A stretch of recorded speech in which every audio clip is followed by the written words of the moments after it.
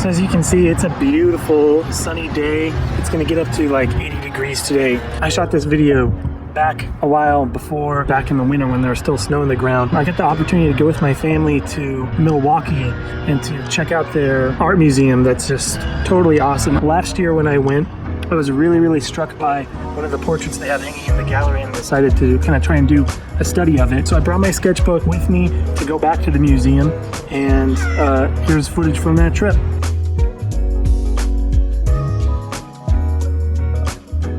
All right, so I'm just about to leave my hotel and go visit the Milwaukee Museum of Art.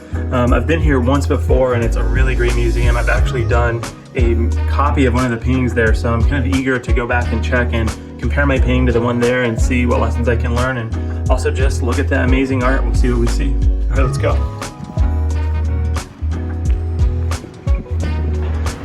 So like I said, my original plan was to go kind of compare a study I had done of one of the portraits there in the museum, but when I got there, I was honestly totally surprised that they had a special exhibit of Impressionist artwork that they were borrowing on loan from all over the country. I was totally blown away by all the paintings I saw. It was like really incredible to see works by Cézanne. They had paintings by Van Gogh, all the top Impressionists, Monet that you would expect. One of my favorite Impressionist painters, which is kind of a lesser known painter, is Alfred Sisley. And they had one of my absolute favorite paintings by him on display there. So I took the opportunity to actually take my sketchbook out and kind of do a pencil sketch direct from observation as I was watching that painting and looking at that. Looking at the painting because it felt like watching it. It was just really an incredible experience to get to study it and do a sketch from life, and just to see the beautiful artwork that they had. I was really excited and moved to see some of that stuff. It was unexpected, but I really liked it. You might have seen me do a copy of this artist's work before. The artist is Robert Henri, and there's a couple portraits by him in my local museum, and I really love his approach to painting the portrait. That it's very loose, very impressionistic, and it seems like he captures the essence of the sitter. Like there's a real emotional quality to his paintings. Doing portraiture is something that I've wanted to slowly get into. I'm still working on my draftsman skills and learning how to draw the human face and the human form.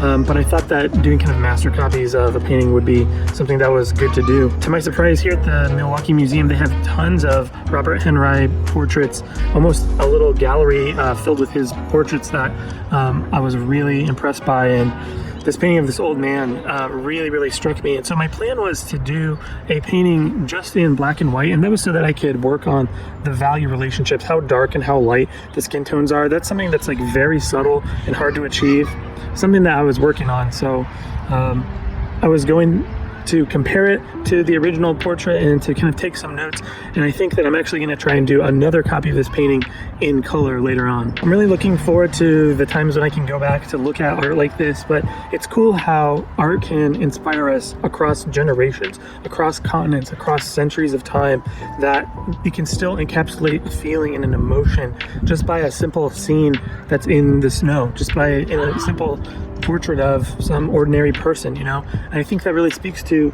just the potency of art and creativity, that it can communicate something that's deeply profound and moving, and I'm just really attracted to that, and that's something that I want to pursue in my life. When I got back home, I wanted to continue studying this Alfred Sisley painting, so I did a tiny little copy of it from memory and from a photograph and using my sketchbook. I would just encourage you, look at artists that inspire you, look at their art and try to glean from it. What is the message that they get? And then copy that, study it, research it, and then put your own message and your own meaning into the artwork that you do, into the creative things that you do. Artwork and creativity and beauty can be found in simple things like an alleyway, like a man just sitting down on a bench. Ultimately, I think it's because life is beautiful. And so, yeah, I don't know. I'm just trying to say, look for those beautiful moments and appreciate them for all their worth. Every day is a gift, and every day there's beauty to be seen. Remember, you have a voice that matters. Go be creative. I'll see you next time.